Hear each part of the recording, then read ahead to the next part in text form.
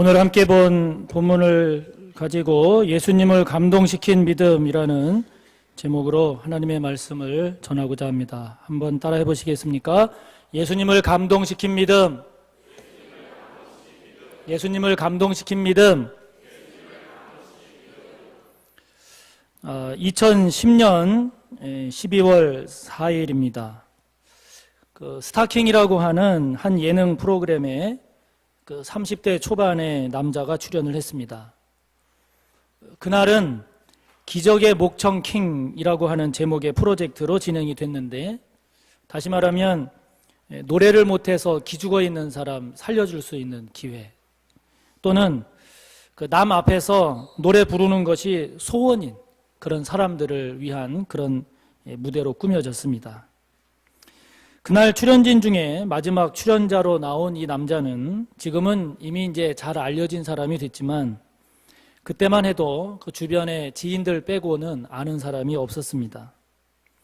그 당시 그의 직업은 야식 배달부였습니다. 그런데 그 야식 배달집의 사장님이 핸드폰에 담긴 그 사람의 소리를 듣고 깜짝 놀라서 그 스타킹이라는 프로그램에 신청을 하면서 이제 사람들 앞에 서게 된 겁니다. 그날 나온 모습을 보면 오토바이 타고 배달할 때 입었던 그 옷, 두툼한 파카를 입고 나온 그는 원래는 성악을 했던 음대생이었지만 가정 형편이 어려워서 그토록 부르고 싶었던 노래를 그만두기로 결심을 하고 학교를 자퇴를 했습니다. 그리고 돈을 벌기 위해서 안 해본 것이 없을 정도로 이것저것 다단계도 하고 택배도 하고 노점상도 하고 다 했더라고요. 당시에는 그 야식 배달 일을 7년째 하고 있다고 자신을 소개한 그는 네순 도르마라고 하는 곡을 이제 부르기 시작을 했습니다. 노래가 시작되자마자 그의 감미롭고 마음을 휘어잡는 그런 아름답고 매혹적인 목소리가 스튜디오에 울려 퍼지는 순간, 그곳에 있던 가수들 그리고 심사위원들, 그곳에 있던 모든 이들이 탄성을 지르기 시작을 합니다. 소름이 돋는 것과 같은 전율, 그리고 그 감동이 밀려오는 그런 노래가 더욱 절정을 향해서 나아가고 있을 때, 사람들은 그 넘치는 감동을 어떻게 표현할 줄을 몰라서 눈을 동그랗게 뜨고 입을 다물지 못하고 서로를 쳐다보면서 그 놀란 가슴을 진정시키기 위해서 안간힘을 썼습니다. 마침내 혼신의 힘을 다해서 그 노래의 마지막 클라이막스를 부르고 마쳤을 때, 심사위원으로 나온 당시에 그 세계적인 성악가도, 그리고 그 프로그램을 진행하는 MC도, 그곳에 있던 가수들, 그 자리에 참석한 모든 게스트들 모두가 떠나갈 듯한 탄성, 함성과 함께 기립박수로 그야말로 그 스튜디오 안은 감동의 도가니가 됐습니다. 그 사람은 그 뒤로 야식 배달부 김승일이라고 하는 이름으로 하루아침에 유명한 사람이 됐고, 이것이 계기가 돼서 그는 그토록 부르고 싶었던 그 노래를 다시 할 수 있게 됐습니다. 요즘에 어떻게 지내는가 근황을 보니까 다양한 많은 무대에서 세계를 다니면서 그토록 부르고 싶었던 노래를 통해서 사람들에게 감동과 희망의 메시지를 전하고 있었습니다. 얘기 들어보니까 우리 교회도 한번 왔다고 어느 권사님이 그러시더라고요. 그런데 그는 모태신앙이었습니다. 그래서 찬양대도 하면서 교회를 잘 다녔는데, 그 노래를 포기한 후에는 다시 교회를 가면 그 노래를 부르고 싶은 마음을 어떻게 감당할 수가 없을 것 같아서 교회 발걸음을 끊었대요. 그렇지만 지금은 다시 노래를 시작하게 된 지금, 간증 찬양 집회를 통해서 하나님의 은혜를 전하는 그런 음악 전도사로서의 사명도 감당하고 여전히 많은 사람들에게 감동을 선사하고 있습니다. 여러분, 오늘 말씀을 보면 예수님께서 이렇게 감동을 받으시는 장면이 나옵니다. 예수님께서 감탄하시는 장면이 나와요. 10절을 보면 예수님께서 들으시고 놀랍게 여기셨다라는 내용이 나오는데, 여기서 놀랍게 여기다로 쓰여진 헬라어 원어 다우마조라고 하는 단어는 놀라다라고 하는 뜻도 있지만 경탄하다라고 하는 뜻이 있습니다. 그러니까 예수님께서 단순히 놀라신 게 아니라 경탄하고 감탄하셨다라고 하는 것이죠. 그래서 공동번역 성경을 보면 놀랍게 여기신 이 부분을 예수께서 감탄하시며라고 번역을 했습니다. 예수님께서 왜 감탄하셨을까요? 그것은 오늘 본문에 나오는 한 사람 때문입니다. 예수님을 감동시킨, 예수님을 감탄케 한 그 한 사람은 누구일까요? 그는 백부장이었습니다. 오늘 본문 5절과 6절을 우리 함께 다시 한번 읽습니다. 예수께서 가버나움에 들어가시니 한 백부장이 나와 간구하여 이르되 주여 내 하인이 중풍병으로 집에 누워 몹시 괴로워하나이다. 백부장이라는 사람이 나옵니다. 백부장은 말 그대로 100명의 군사를 거느린 로마 장교를 말합니다. 그러므로 이 백부장은 로마인이기에 이방인입니다. 그런 그가 예수님께로 지금 나왔습니다. 예수님이 산상수훈의 말씀을 마치시고 산에서 내려와서 가버나움 동네로 들어왔을 때 이 백부장은 그 주님을 기다렸다가 주님 앞에 나왔습니다. 예수님은 가버나움으로 들어오시고 백부장은 그 예수님께로 나아가고, 그래서 예수님과의 만남이 이루어지고 있습니다. 이런 백부장의 모습을 보면서 아, 그래, 이것이 은혜 받는 사람의 모습이구나 하는 것을 깨달을 수 있었습니다. 다시 말하면 예수님을 바라보고 예수님께 나아가는 것, 그렇게 예수님만 바라보고 나아가서 예수님을 만날 때 그곳에서 예수님의 생명의 진리의 말씀을 듣고 그곳에서 병도 치유되고 깨끗하게 되는 역사도 경험하고 그곳에서 주님의 은혜와 평강을 맛볼 수 있구나 하는 것입니다. 그러므로 여러분, 예배드리러 나올 때 다른 것을 보면 안 됩니다. 오직 주님, 오직 주님만 바라보며 예배를 드릴 때 그곳에 은혜가 있고 그곳에 기쁨이 있습니다. 여러분, 예배를 드릴 때 다른 것 생각하면 안 됩니다. 오직 오늘 나에게 주시는 주님의 음성이 무엇일까? 오늘 예배를 통해서 나에게 다가오시는 그 주님을 바라보고 나에게 말씀하시는 그 주님의 음성에 귀를 기울이고, 그래서 오직 주님만을 바라보며 나아가는 그곳에 은혜가 있고 기쁨이 있고 감동이 있음을 여러분 믿으시기 바랍니다. 백부장이 예수님 앞에 나왔다라고 하는 것은 그 의미가 매우 큽니다. 백부장은 이스라엘을 지배하고 있는 당시 로마의 장교입니다. 그리고 예수님은 인간적으로 보면, 어떻게 보면 그냥 한낱 지배하고 있는 나라의 젊은 청년에 불과합니다. 상식적으로 생각하면 로마의 장교인 이 백부장이 예수님께 와서 간구한다라고 하는 것은 그렇게 쉽게 생각할 수 있는 상황이 아닌 것입니다. 더군다나 로마 사람은 이방인입니다. 이방인이 유대인과 서로 가깝게 이렇게 서로 만난다라고 하는 것은 더더욱이 어려운 일입니다.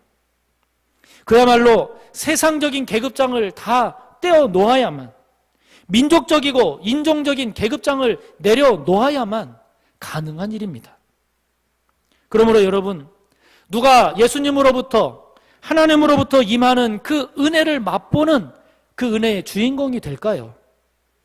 그것은 계급장을 떼고 주님께 나오는 사람입니다. 내가 세상에서는 누구고 어떤 지위에 있는 그런 사람이라 할지라도 주님 앞에 나올 때에는 그 계급장을 갖고 나오는 것이 아니라 모든 계급장을 다 떼고 오직 주님의 은혜만을 바라보고 나오는 사람, 오직 주님만을 바라보고 나오는 그가 겸손한 자고, 그 믿음이 겸손한 믿음이고, 그가 백부장과 같은 은혜의 주인공이 될 줄로 믿습니다. 저와 여러분의 어깨에 어떤 인생의 짐이 얼마나 있다 할지라도 그 인생의 짐을 다 내려놓고 오직 주님 만나고자 하는 그 가난한 심령, 그 간절한 마음으로 주님의 긍휼과 은혜를 구하는 그 사람에게 백부장과 같은 귀한 은혜가 임할 줄 믿습니다. 사랑하는 성도 여러분, 주님 앞에 나올 때 아직 달고 있는 세상의 계급장이 있습니까? 주님 앞에 나올 때 아직도 내려놓지 못하고 있는 인생의 짐이 있습니까?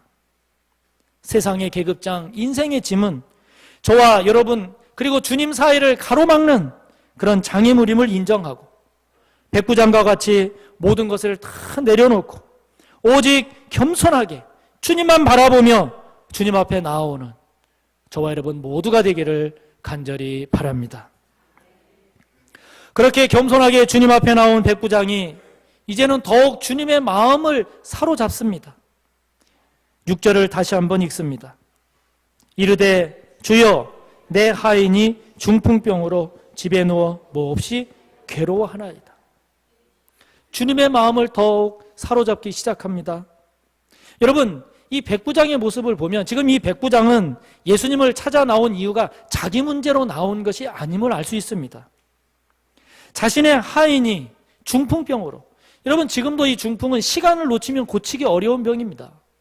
그렇기 때문에 당시에는 이 중풍병은 아예 못 고치는 불치병으로 여겨졌습니다.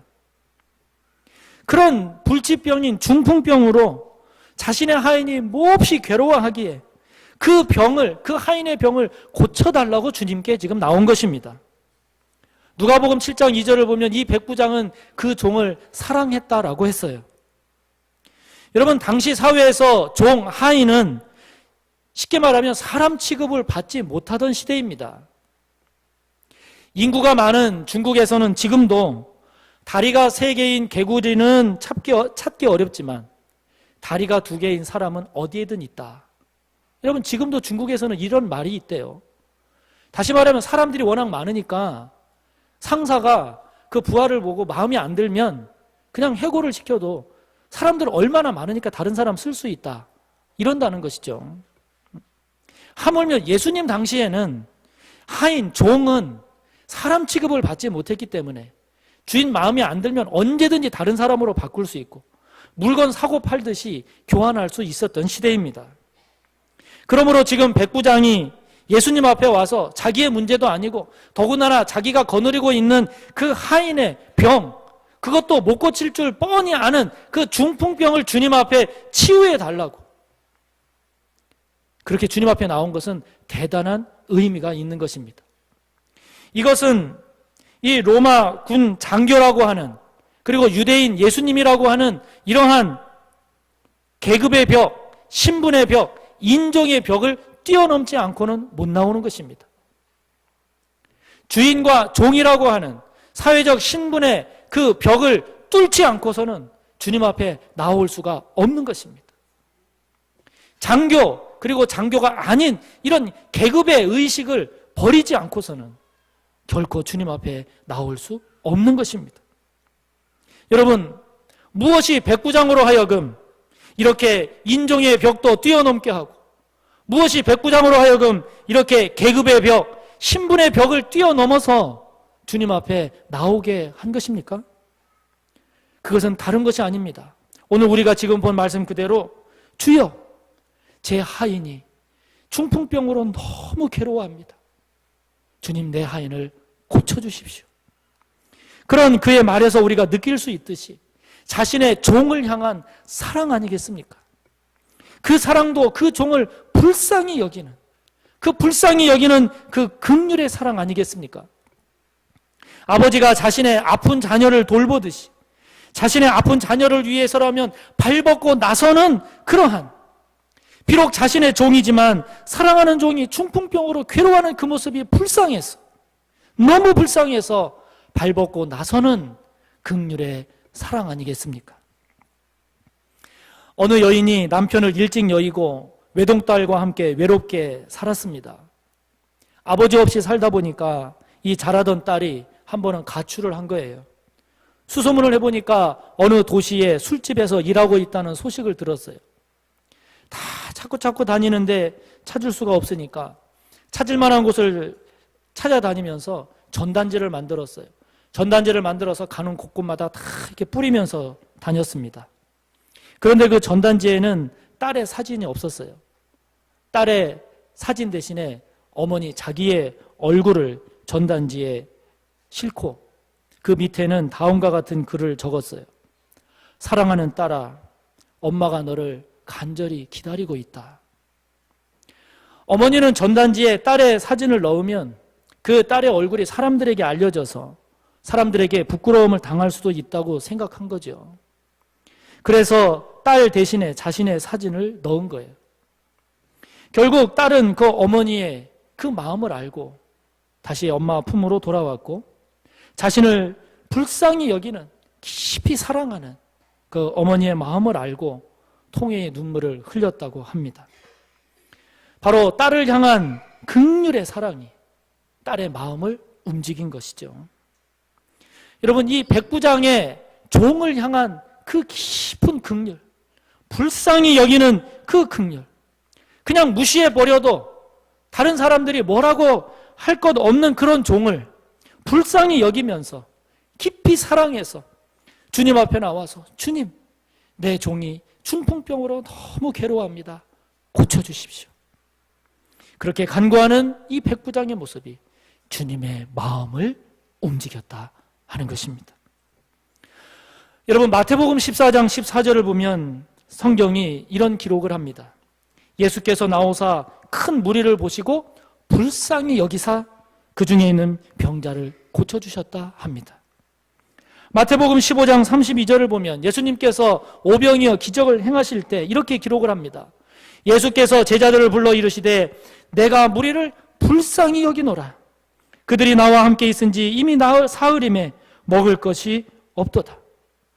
마태복음 20장 34절을 보면 예수님께서 바디메오의 눈을 뜨게 해주실 때 성경이 이렇게 기록합니다. 예수께서 불쌍히 여기사 그들의 눈을 만지시니 곧 보게 되었다.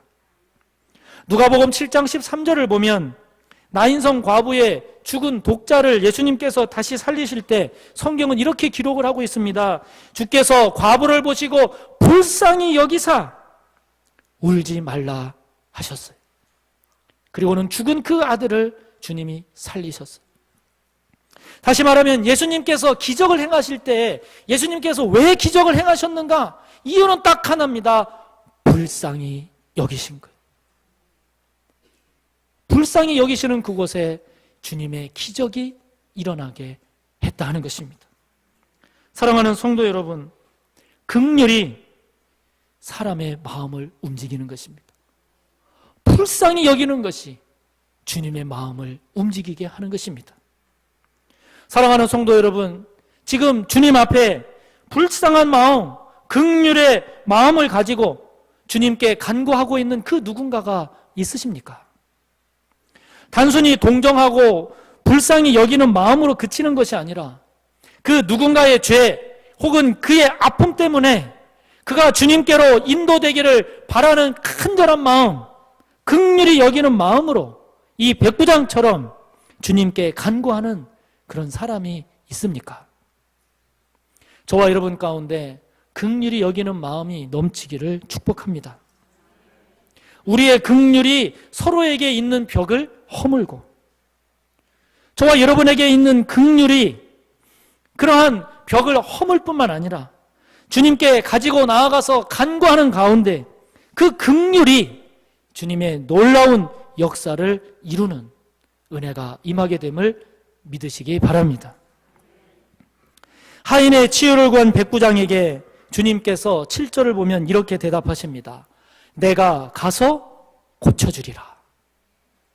그런데 이 내가 가서 고쳐주리라 이 말씀이 내가 가서 고쳐줄게 라고 하는 적극적인 의미도 있지만 이것이 이런 의미도 있는 것입니다. 다시 말하면 내가 가서 그를 고쳐주어야 하겠느냐. 다시 말하면 유대인인 예수님이 이방인인 백부장의 집에 들어가는 것을 경계한 그런 말씀이 아니라 내가 가면 고쳐질 줄 믿느냐. 지금 주님이 그렇게 대답을 하십니다. 내가 가면 내 하인이 고쳐질 줄 믿느냐. 이때 예수님을 놀라게 하는, 예수님을 감탄케 하는 백부장의 대답이 나옵니다. 8절과 9절입니다. 우리 함께 읽습니다. 백부장이 대답하여 이르되 주여 내 집에 들어